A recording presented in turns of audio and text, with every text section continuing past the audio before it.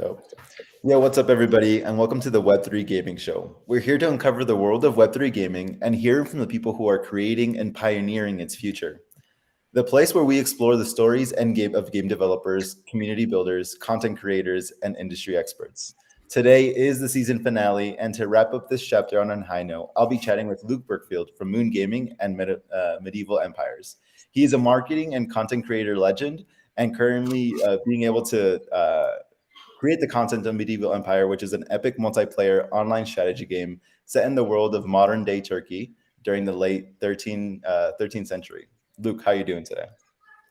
Thanks. Never been told that I'm a legend before like this. So happy to be here. I love what you guys are doing. So we already had a couple of spaces together, so we know each other, and I know what you guys are doing. And a great opportunity to be here to speak about our game and maybe also about Web3 in general. Since you said I'm also creating my own content a little bit. But yeah, thanks for having me today. Of course. I think anybody creating content right now in this like one bear and then in this early stage of Web3 gaming is a legend. And I think that you've been able to pull it off a couple of times. So we'll dive into a little bit more later on. But would love to hear about your history. I actually saw on your LinkedIn that you were in the German army after you finished. Yeah. So I just think you have a long way from there to Web3. Yeah. So basically, that's Web0 where I started. If you see the military, even though they progress now, but I have been 15 years in the German army. I was an officer, but also an IT officer. So I was a platoon leader of 40 specialists basically, and we built command posts where you have different tools as well that you can use. Similar also to games, if you see it like this, because you train and have those strategy games. It's not games that we play there, but it's similar to what we do for Medieval Empires. And I also was an information knowledge manager for the NATO, where it's similar to being a marketing manager. Like you need to work with projects, and marketing management and project management is almost the same, except for you have to have that 10% or 20% extra knowledge on what does work and what doesn't work. So directly from the beginning, I was like really into social media. I think in 2011, I had my first Facebook page up and running. It was called the Manliest Man page because I like cars and stuff and women and other things. So I started creating Facebook pages, and I saw that it's really cool. Like you gather an audience, and you can have certain topics in there, create groups and everything. So that's where my social media passion came in. And when I was close to finishing my army career, or even before, I already was into crypto because I really love like what you can do with it. And then gaming also a passion of mine. And then my brother actually started or was the CEO of Medieval Empires or of MoonGaming, and he said like, "Hey, why don't you join us?" Like, and I'm like, "Okay, let's do that." And since I think a year already, I'm at Medieval Empires. I, on the side, of course, before worked a little bit community management, so I got into the topic. So yeah, that's what led me here to being on ReNFT and talk about Web3 gaming. So thanks for having me again. Of course, it's super exciting going from obviously like your past career to finding your passion about social media to obviously using that to influence Web3 gaming. Before we dive into ultimately Medieval Empires, like do you yourself play any MMOs or strategy games, and or what other games do you play? So basically yesterday we had a gaming session where we played Age of Empires, but we also played Counter-Strike. And what I really started with, which was almost an addiction, was World of Warcraft. And I played that a lot, like when I studied or even before, still in my school time, I played World of Warcraft excessively. And that's where I realized later on, like how much potential was lost in not having that as a Web3 game. Because like I had a character and everything, multiple characters. I played 19 PvP, so you had those arenas where you can have small characters and like really fight. And then in the end, I stopped playing because it was just too much waste of time. Then I went into the army, I traveled a lot, and then I said like, okay, I'm stopped playing. But then I just didn't do anything with my account.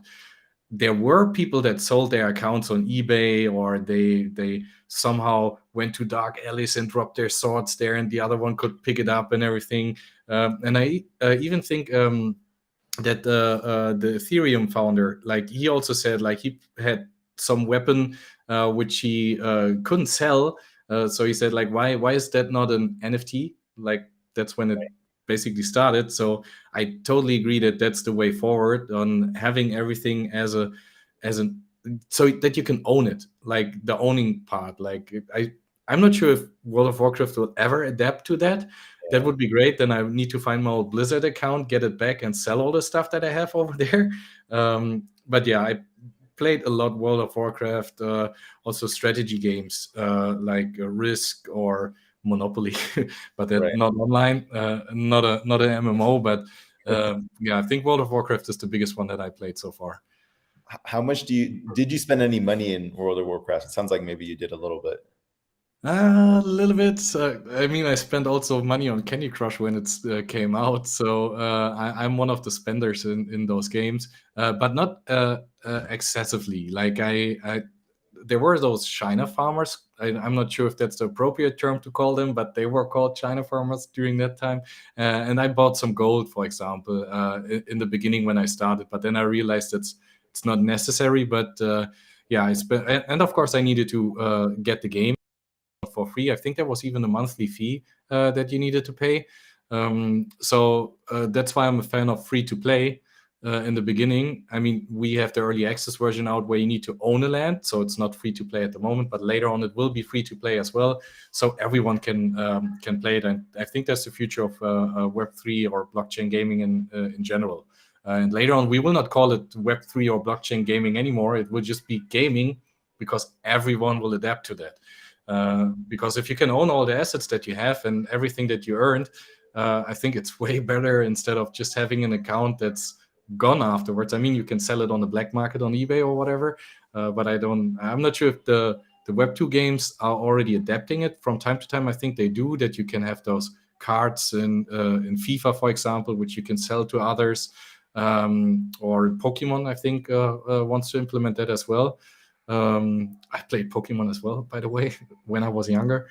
So yeah. Did you play any MMO games? I didn't actually. I do. It was just like a really big COD player, but I was just trying to get into the social, like to the YouTube scene of being a trick shotter and sniper. So I spent all of my time there. Okay. Yeah, That and cool. Clash of Clans, I think that was like a really big one for me. But I Yeah. think you speak on a lot of great points, right? Which is like, in the future of Web3 gaming, what's the value? I think that we're slowly moving there. You obviously see that being a part of a studio building, Web3 games. Can you tell us a little bit more about MoonGaming? Yeah. So Medieval Empires is actually the first game that we have, but we have all the expertise from other gaming studios. So we have our CTO, our designer, our executive producer. They're from big gaming studios. They work for King, for Huge, Vuga Games. They worked on.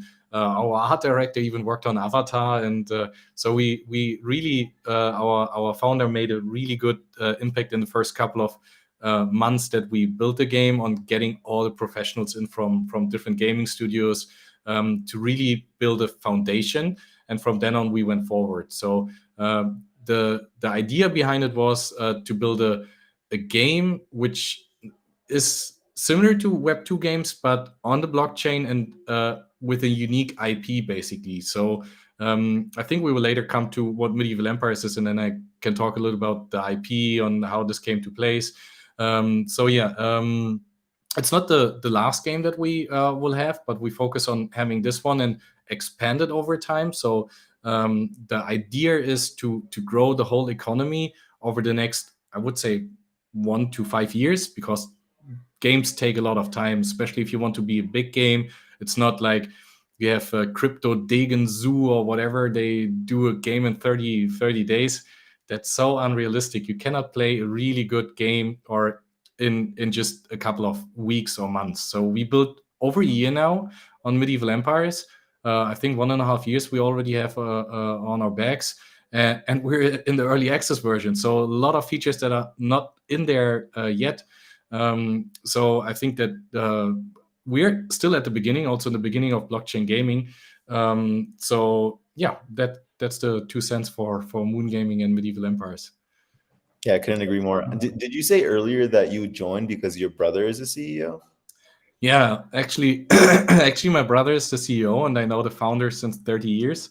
That's great. So so in the beginning, he of course got all the people that he trusts into it, and I think that's the biggest part in the crypto industry, the trust, because you cannot trust anyone. Basically, everyone is a scammer. Like that's what I always tell the community: don't trust anyone unless you met the person in real life.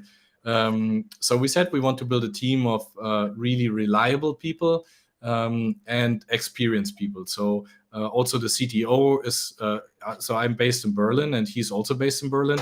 And also our executive producers here in Berlin. The rest mostly is in Dubai and all over the world as well. Our studio is in Dubai, but everyone that we got is from a circle of friends or from experienced work friends. So yeah.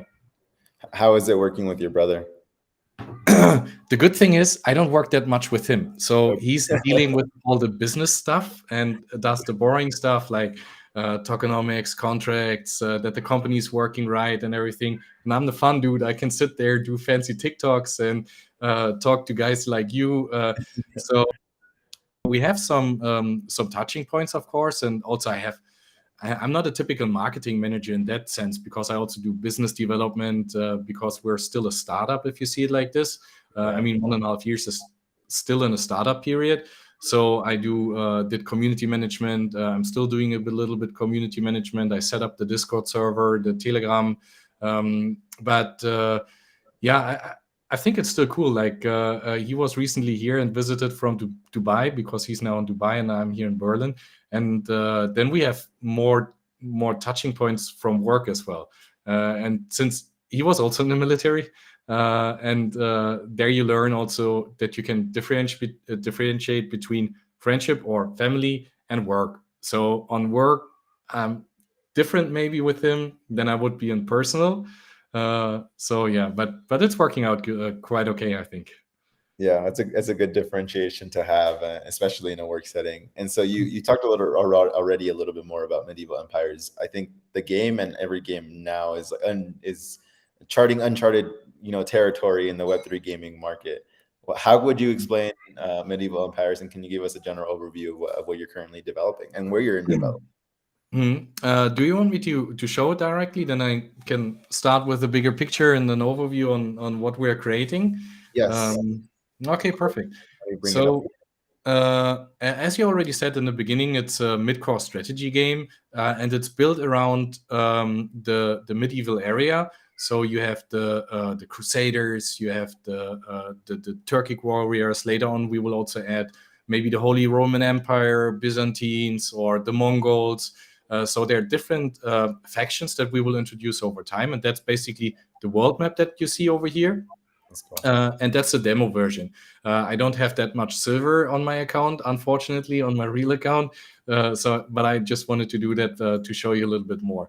And later on, all those areas that you see over here, they will be a part of the game as well. Then you have the Crusader over here. And that's North Ankara. That's where we started because our lead actor is Engin Altan Düzertan. He's the face of the famous series Ertugrul. Mostly known in the Middle Eastern, Turkey region, South America. So if you haven't heard of him, you should Google him because his show aired better than Game of Thrones. So if anyone always asks like, what's the comparison? I say Google Game of Thrones and then Google Ertugrul. Ertugrul is bigger. Like I never noticed that before. I'm from Berlin. I mean, we have a lot of Turks over here as well.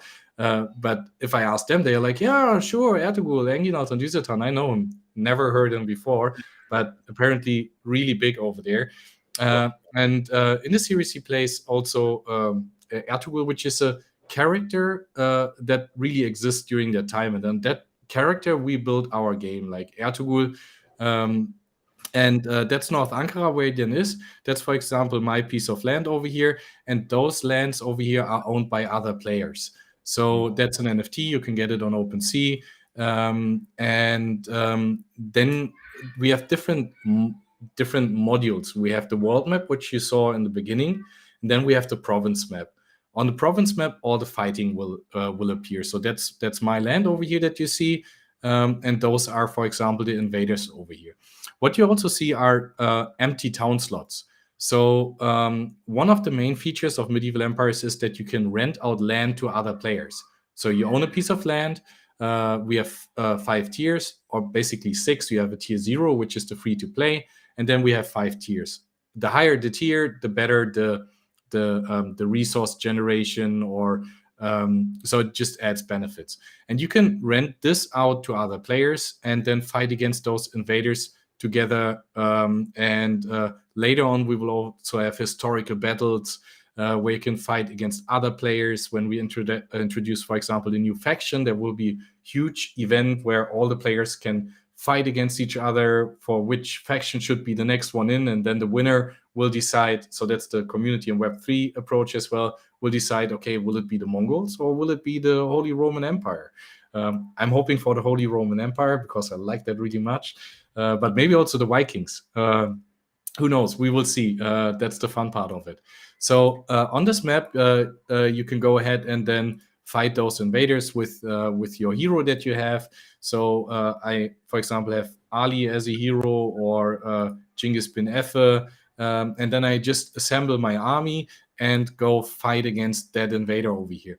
Those are still immature or like beginner art that we have over here. Those are sometimes placeholders because we first wanted to introduce the economy, all the flows that are there, and later on those will be added with animations. We can later go to our Instagram, and then I can show you how this will most likely look like. But we are on continuously development, so every couple of weeks, or most likely every 1 or 2 weeks, we have new features added to the game, also based on the community feedback that we have.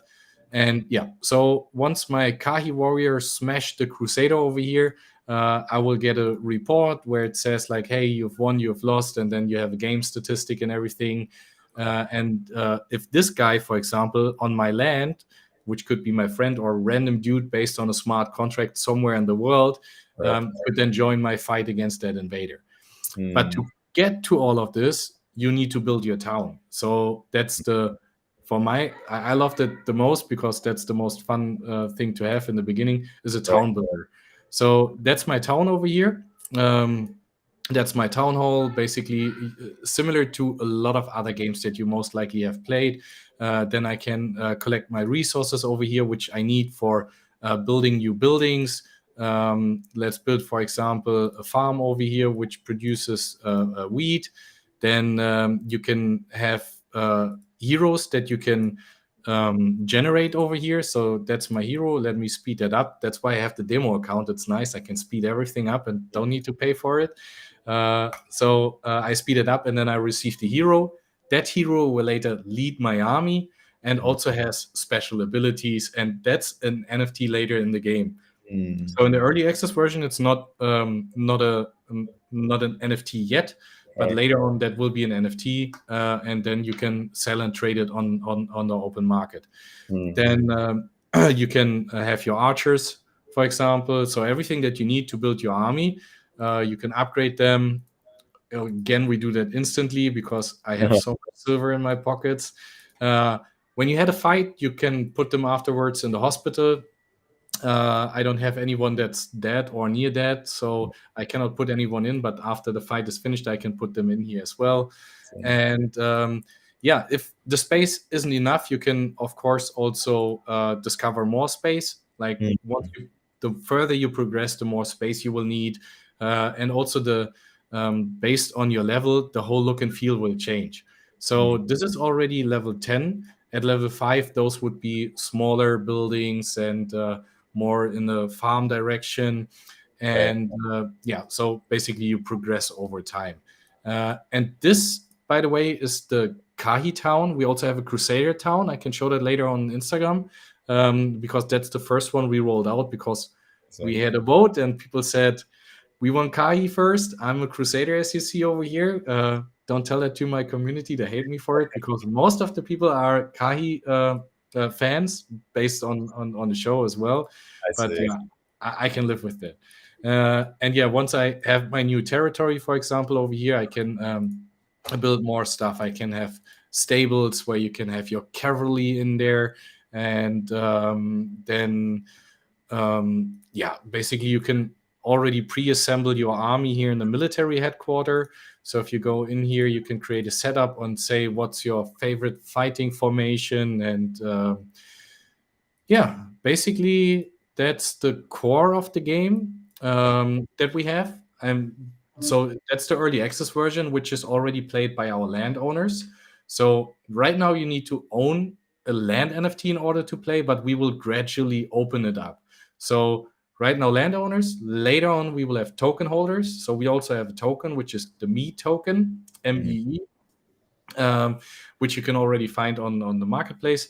And then after that, but until the end of the year, we will open it up for everyone. And then we will have the public access where everyone can play. It's free to play. Uh, and yeah, I think later on we will talk also about onboarding and everything. Then we can go into that detail. But yeah, what do you think? You No, want to it's play? I would love to play. I mean, Clash of Clans was my thing, right? I never really like went into MMOs, but like being able to build my town was like something that I love to do. Check up on it every single day, and then ultimately Yeah, upgrade the buildings to make it more productive. So it's kind of cool that you're kind of meshing these all kind of together, and then you can already tell from the year in development that it's in that the gameplay loop is like really complex and something yeah, that really enables a player to like make decisions on based off of who they want to be, what they want to be.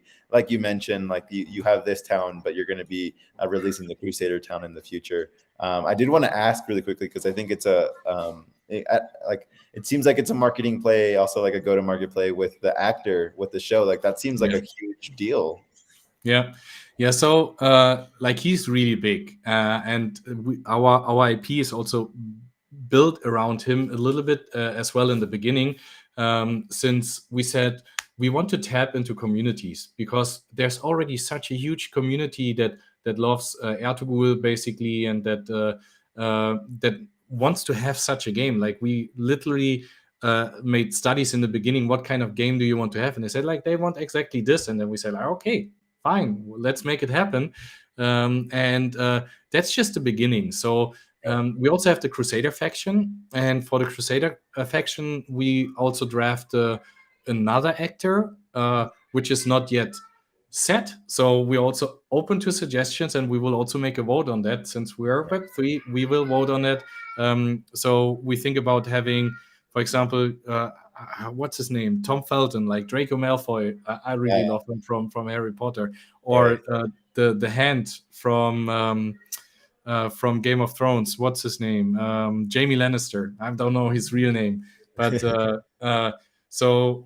we are still open to finding the right actor for this one, because that opens up a whole new market as well, and then you get all the fans in, and that's the thing that we want to have. We want to get as many people in blockchain gaming as possible, because that's the future, and we need to make it mainstream, and therefore we have a couple of features on how to implement it in the game, Right. because most of the blockchain games have the problem that they cannot find players, because there are not that many crypto natives, or that know how a wallet works. We have 3.6 billion gamers, but only I think around 1 million that are active wallets in blockchain games. Right. 1 million compared to 3.6 billion, that's what we need to achieve. That later on everyone says like, okay, that's just a game. And how are we going to do that? So we have a Mm, custodial wallet. So if you start playing the game in the beginning, you have no clue how crypto works. You go into the game, you get a custodial wallet from us, and you can play the game for free. Like, you own your assets, you get the silver, you get your NFTs, they are in your custodial wallet, and you don't need any crypto knowledge. And then at a certain point, you decide, like I did in World of Warcraft, I don't want to play the game anymore. I want to sell all my stuff. Yeah, then you need to learn a little bit crypto, or you don't. You can still just leave it there, but that would be one option. Or you say, oh, okay, maybe I want some more. like I want to have an extra hero or something like this, then you can slowly start getting into crypto. And we actually work on some ways that you have it easy, and that you basically learn it in the game, so that you can learn over time how crypto works. We also have on our YouTube channel, we explain what is an NFT, and how's everything working in crypto. So I think huge part of that mass adoption that we have is education, Yeah. which we try in the game, but also outside of the game, and also through partners that we have. And we work closely together with Polygon, since we're built on Polygon, and work with communities like you guys, that really want to bring forward NFTs, crypto gaming, and everything. So yeah, that's basically our approach that we have. Do you hear my kids in the background, by the way? A little bit, yeah, but I mean, it's fine. Yeah, It happens. yeah, No, I think that's a really great point of like you being able to, bring in the mainstream with like existing IP that already is. And I'm sure that those actors are really excited for your game because they've never seen anything like this ever happen. And the thing that I love about what you said is this thing that I like to call exit strategy, where you can go in playing a game as a web, like in general, just like how you do it today, but then you can exit out of the ecosystem if you so choose, in a way that actually rewards you for everything that you spent in game, and more if you were rewarded for a variety of different things. So for you, what do you think is like the most important part today for medieval empires to build on top of?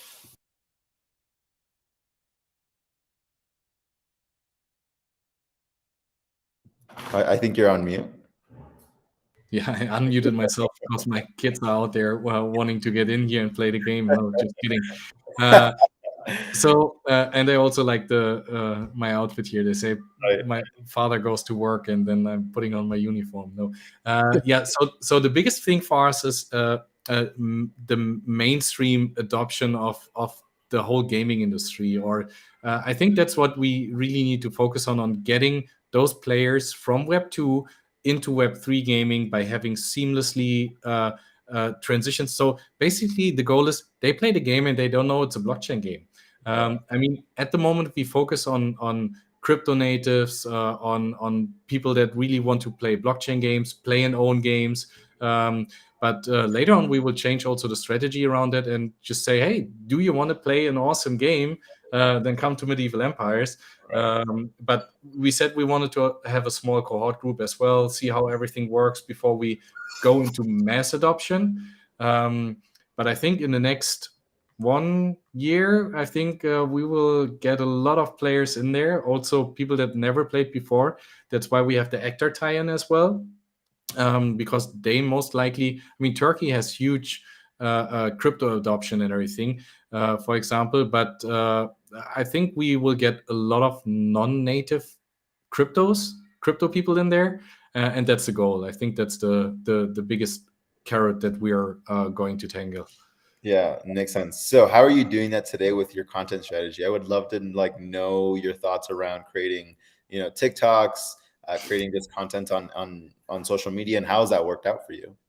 Let me actually pull up our Instagram real quick to show you how this one is working.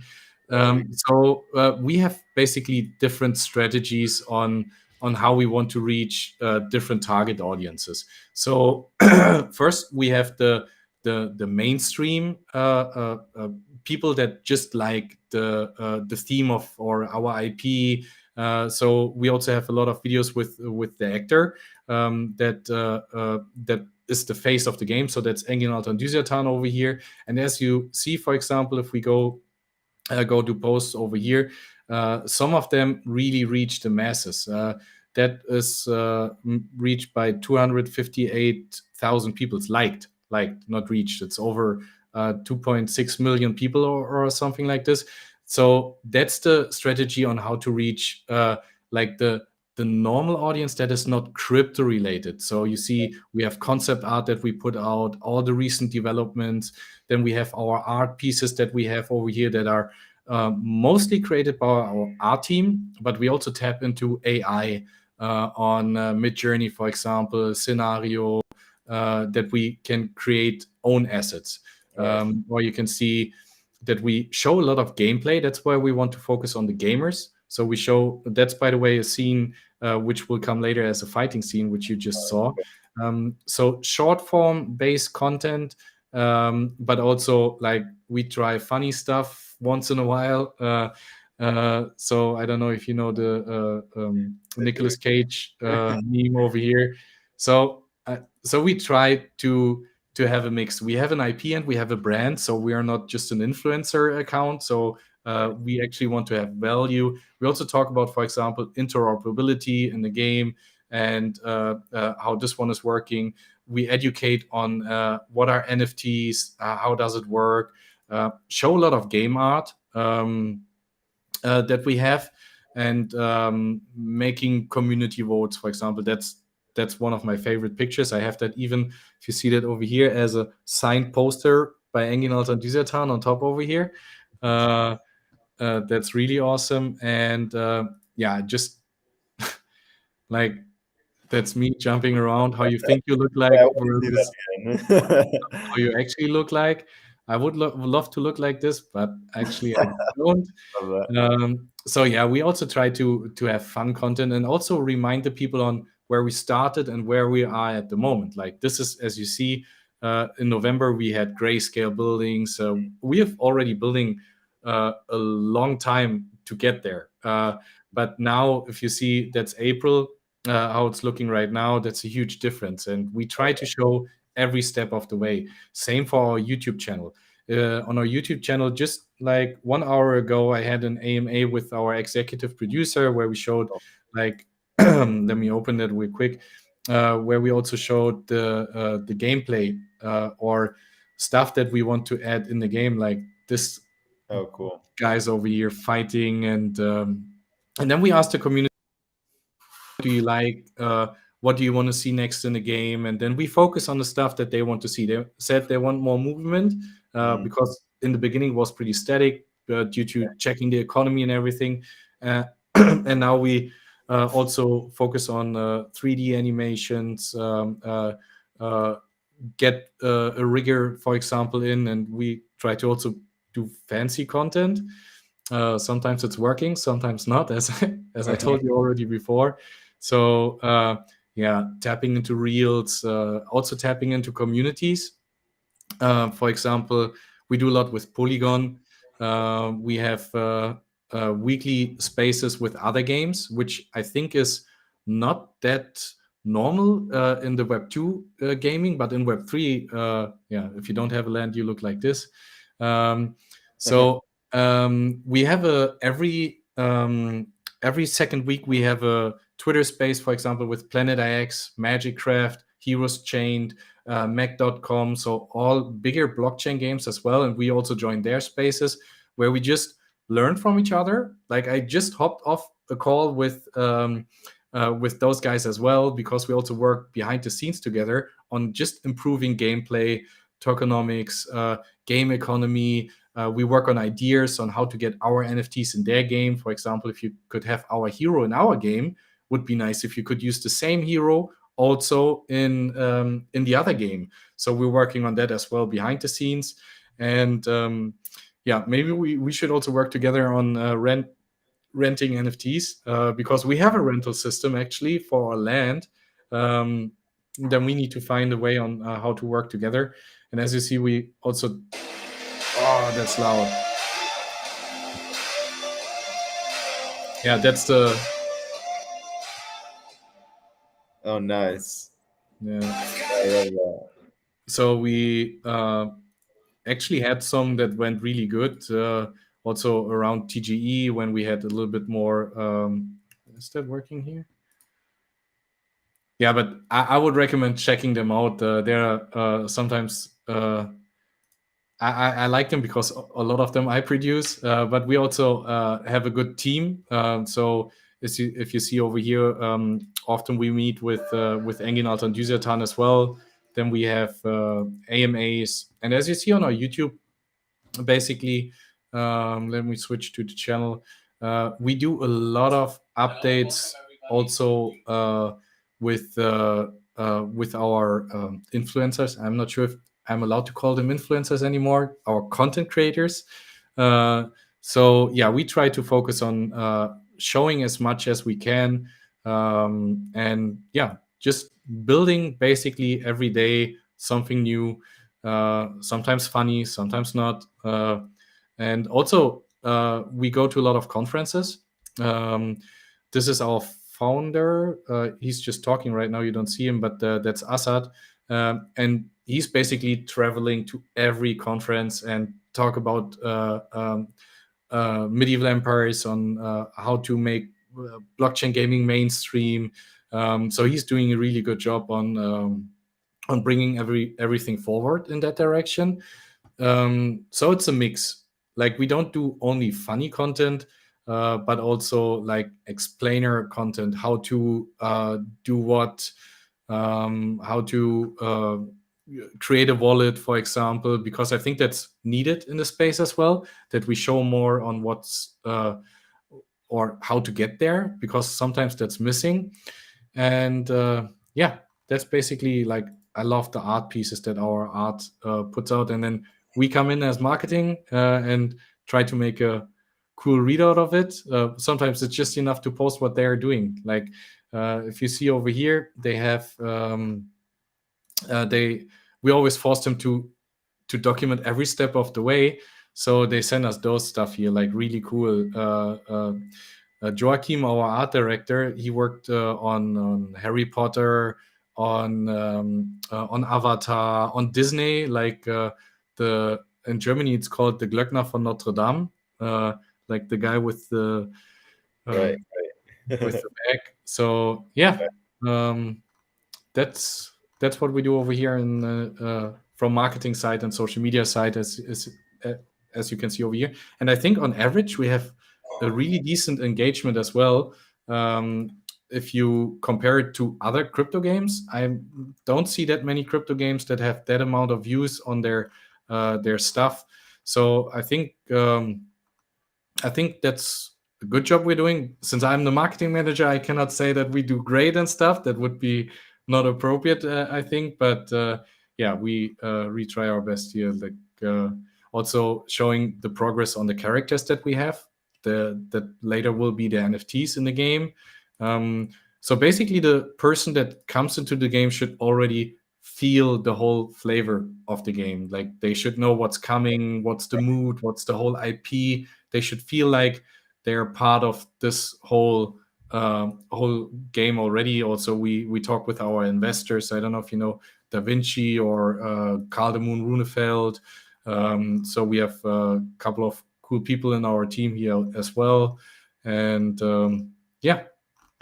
No, I think you're all killing it in the content creation game. Like, you're really creating hype for this game, right? That's going to come out in the future that people can play and really enjoy. That is a Web3 game, and I think it's really great that you listen to your community. I think that's one of the things that should be done a lot more, especially as you're working towards actually launching your game.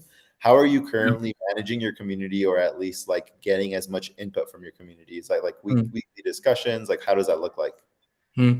So we do a lot of AMAs where we also ask the guys itself. Then for the landowners, we have a Discord landowner channel. So we have a Discord anyway, but we have a dedicated space just for the people that own the land.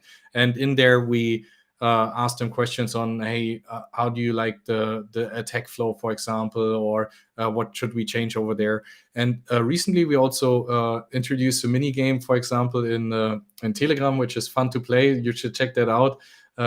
You can check that basically, by the way, on our link tree. Maybe you can pin it up later on the comments, where we have all our socials and what we have over here. Basically, we're on every social.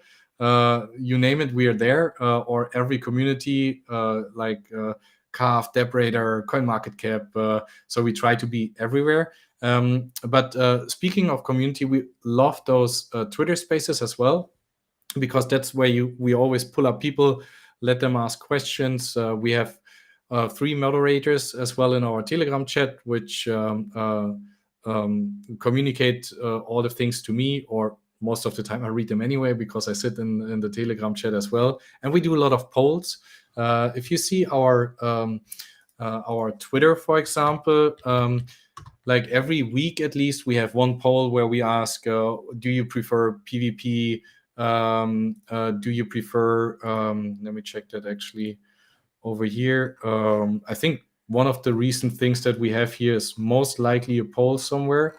Um, yeah, here. What strategy game mechanic do you prefer? And then we go for voting systems. Or do you like multiplayer? Do you focus on PvE?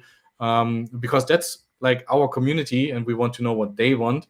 Some people work with statistics on other games and everything, but I think they are already in the community. They're here for a reason, so they will play the game, and then afterwards we talk with our designer, say, hey, how can we implement it in the game? And then he's like, okay, we can do PvP like this. And even our designer now recently joined Discord. He's never been there before, but I told him so much. I said, like, go in the landowners channel, because they have so many ideas and they bring up stuff that I didn't even think about. So yeah, I think that's how. And by the way, that's the mini game over here that we have on Telegram now, because not everyone can join the game in early access. We said, okay, now we also give you a mini game just for the meantime to have fun over there.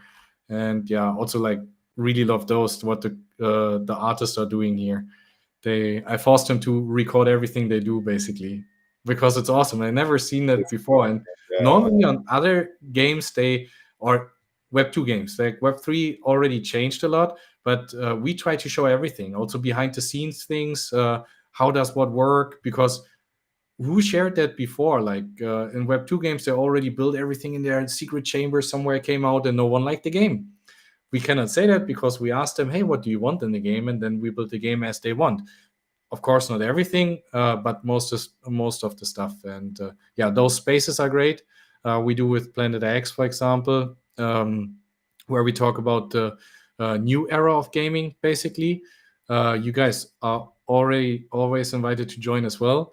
I think one of your guys has been there already, anyway. But yeah, um, yeah, that's basically how we do that. You see here, what's your favorite gaming vibe, and then we, of course, we have strategic fans over here, so those are the votes in for strategic. And yeah. No, that's dope. I think that you're hitting right on the point of community when you can bring in your product manager, your lead for a specific section of your game into the channel where people are actually giving out suggestions has No. never ever been done before. Game developers would never want that because then it's like, oh, I have to do extra things. I got to listen to a community. But that's the power Yeah. of Web3. What do you think has been an obstacle for you that you've had to overcome? Oh, the bear market.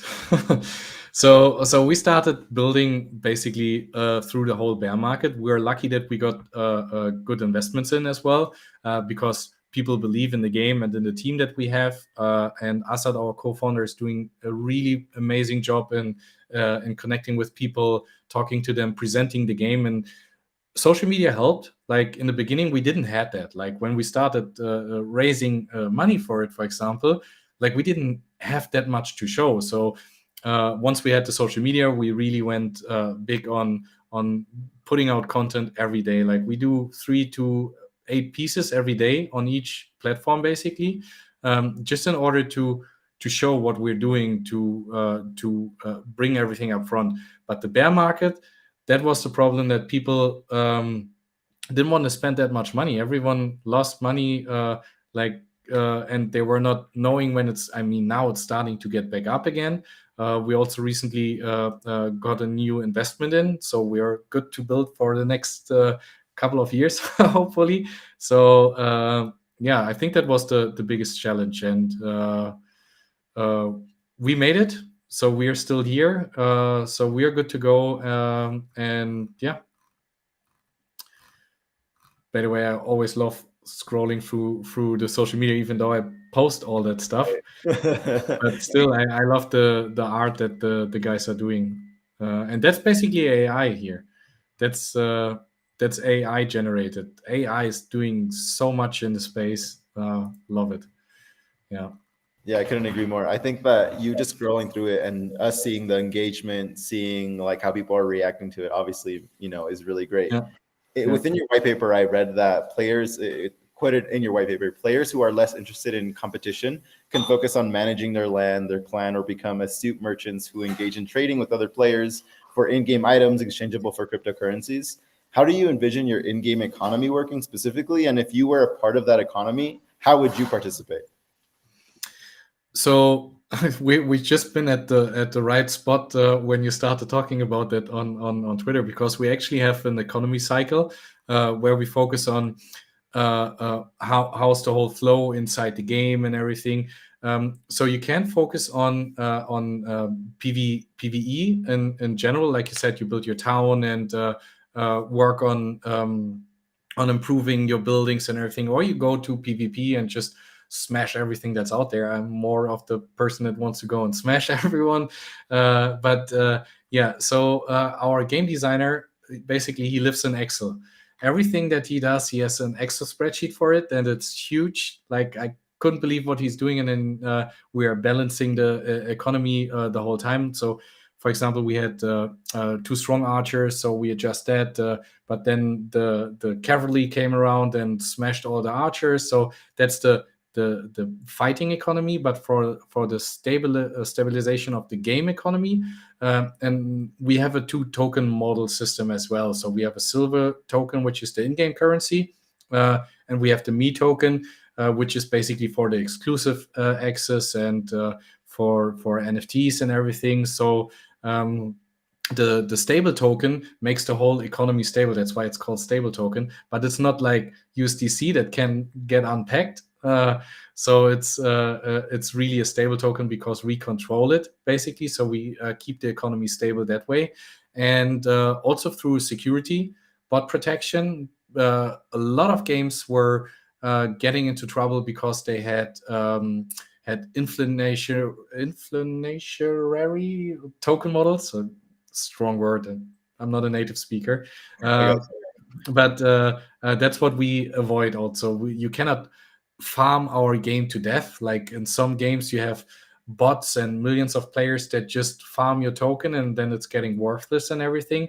So we have different like bot protection or game economy itself that prevents everything from being smashed from the outside. Let's say it like this. Yeah. Yeah, that's good. I think that obviously the first version of Web3 games had those tokenomics that just like didn't really make sense, and the Yeah. more that we can move away from that, and in general, just like fun gameplay, right? Like you're all showcasing that you can build a game that's really fun with really great gameplay mechanics and graphics that people want to play and enjoy. That you're building that community out today, moving away from medieval empires, and in terms of the general kind of gaming space. What do you think is the biggest obstacle that we're facing as an industry to onboard players into the Web3 gaming market? So I think scammers is a huge problem. Like we have, I think, million of impersonators. We had even through our TGE and land sale, there were so many pages popping up that looked almost the same like us. Every day I get, we have scam reporters, and I have lots of moderators working on that. That like fake airdrops. They get NFTs dropped in their wallet, which look like ours, and then you need to interact with it, or like even minting on some pages. It just looks shady, and you don't know where you are. And I think that's the biggest problem that we have in the whole space is people that want to use it as as an advantage to get to your money. Like I have burner wallets because I don't trust anyone, but still you can like they're deep fakes at the moment. Like people can use AI to use my face with my body, put my voice in there, and then fake a call like we do. I could be an AI right now. So I think that's the biggest problem that we have is trust. So we work first of all with an established actor. He's well known. Like if he would scam someone, then he would be in deep trouble. So I think that's the first one. We are totally doxed. Like every one of us, you know where we are, what we are. You can check our LinkedIn profiles. You can check our social media. We are really transparent. So I think that's what helps. But still, all those fake groups and whatever, I think that's the biggest problem that we have in Web3 at the moment. You don't have that much in traditional gaming. But since there's more money involved and there's more uncertainty on, or not enough education on how to use things, I think that's the biggest problem that we have at the moment.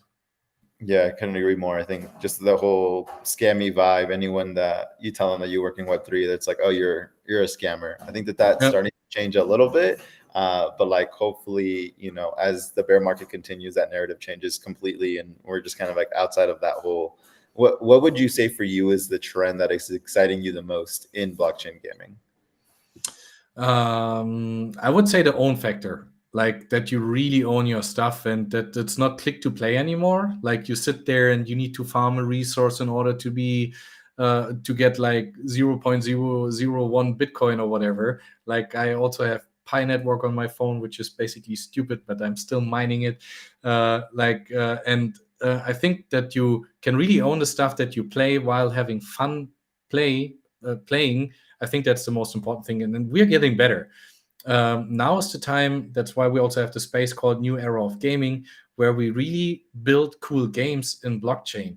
Like that's never been before there. Like I mean, Axie Infinity or something like this is still a cool game, but now we have cool games with cool economies that really work out. So I think that's the thing that I like the most about the space, and talking to people. Like I love Twitter Spaces. I love what we do now. That's really cool. Like, and I never saw, except for Twitch streamers, people talking like us, founders talking together. Most of the time, it was some dude with with fancy code sitting somewhere in a restaurant talking to each other. Now we go to conferences, meet in the web, sit on Twitter Spaces, Reddit threads, Discord, whatever. That's what I like. I also hate it because it's 24/7 most of the time. You can ask my wife; she hates it even more because right now I could be downstairs, but I said like, no, I need to be here. So that's what I love about the space, but I also hate a little. Yeah, makes sense. It's a 24-hour thing, especially because, we all have the entire industry of Web3 gaming on our shoulders, and we have to kind of push it to keep on going further. How long do you think is it until we get our first breakout game in Web3 outside of Medieval Empires, obviously, when it launches? Yeah, I just wanted to say maybe that will be us in public access, but I think we're getting closer. We have really good games, especially also on Polygon. There, like Planet X, for example, is really doing good, and some of the other games. There was Katana Inu is coming out, Heroes Chain is coming out, so there are really cool games that are in the verge of getting there. So I think 1 to 2 3 years is the time where it's going to explode, especially in the next bull run. Everyone will be there. I'm not sure if we're in the bull run already, but I think we're getting there. And then everything, because then people get their money out of Bitcoin and go into altcoins again. And then I think one of the narratives that they will look for is, besides AI, for example, will be blockchain games for sure. I think if anything, it would probably be more blockchain games more than anything else, in my opinion, just because it's the thing that has the most amount of activity currently, and I think Yeah. will continue to have the most amount of activity in the future. I did want to ask, like, where do you think blockchain gaming will be in 5 years, and where will medieval empires be in 5 years? I think in 5 years it's called gaming and not blockchain gaming anymore. Now I think still we're not there yet. I think it will take some time, but I think in 5 years we have more adoption, because all those new games that are coming out that are really awesome, they will bring all the traffic to blockchain gaming. And once also crypto adoption gets better, which will come, like if we have this bull run now, first time they say like, nah, that's a bubble, it will not work. Second time they will say, nah, okay, it will not work. Third time they're like, oh, maybe it's going to work. Fourth time there will be, how did they make it work? And then the fifth time they will like, hey, yes, take my money, I want to be in there. And that's the same what will happen to blockchain gaming. Right now there are still people that don't like it, but once we have the esports, like we will have esports event for blockchain gaming. It's already started. In a lot of countries you already see like big promotions for games, and once like the bigger players, not that big as MoonGaming or Medieval Empires, but a little bit bigger maybe as well, join the game, then we will see the mass adoption for sure. Do you think that Web3 gaming and esports go hand in hand? And do you foresee Medieval Empires heading in that direction at all? So we are not. So we have PvP as well, and we will have historical battles, and then we will have events around that. But we are not that competitive as, for example, you would see for Magicraft or for Katana Inu, for example. They have fighting and tournaments and everything. I think they will have huge esports event. They will be massive because then you have in-game rewards, but you can also have rewards on those events. For us, it will be, we will have certain parts of that as well, and later maybe also one-on-ones, for example, where you can fight against other landowners with your army. I'm not sure if that's really then on a really big esports thing. That I'm not sure. I'm still need to feel how this will go. But esports is going wherever you have a game that is fun to watch and fun to play. People will watch it. It starts at YouTube, Twitch, or Kick, or however this new platform is called, and then it will go to like, hey, someone will jump in and say like, now we have enough people that want to watch it. Now we make it big and make an event around it. Like, and you see that on all those gaming conferences. They just get bigger and bigger. So it will come in the future for sure. No, yeah, esports has blown up. It's taken a little bit of a hit this past couple of years, but I think like from where it was about 10 years ago, it's crazy. How would we're coming to an end of the meeting. It was really great to be able to hear about what you're working on, how you're going to be pushing the Web3 gaming space forward. How can we keep up with Medieval Empires and with yourself being the legend of content creator that you are, so we can see you in that suit continuing the hammer that sword? Yeah. I'm always encourage everyone to watch the socials, like YouTube. If you want to see how the game is progressing, watch YouTube. If you want to see something funny, go to TikTok and Instagram. And we try to push out as much content as we can. Also, something funny, as you say, like I think tomorrow I'm posting another thing which I almost felt like, I don't know if that's the right word, cringe to do it, because it was fun. But yeah, it also took me a little bit time to do that. So I think also out of the ordinary stuff, like every day you go, some people go to Twitter, say first good morning, then they have one, Bitcoin is going to the moon, then they have what's better, Ethereum or Cardano, and that's the usual content they do, or every time the same pictures. And we try to put in some other stuff in between, like some funny content, some art stuff that we throw out. And I think that's best to check out, depending on what you want. Twitter, YouTube, and Instagram. That would be the three for me, depending also on what your preferred medium is, of course. Right. Yeah, I'm gonna have to definitely check out that funny video. I think like those are the things that we should be doing more in the space, just because, yeah, sure, like it's funny, but it can really bring traction for your game and get people hyped up on what you're building. And when they start seeing all of the other community members really excited about the game, I think it just empowers them even further. But I want to thank you so much for such a great conversation and telling us more about this hidden gem that is Medieval Empires, and we can't wait to play it. I should probably get a piece of land myself so I can start playing today.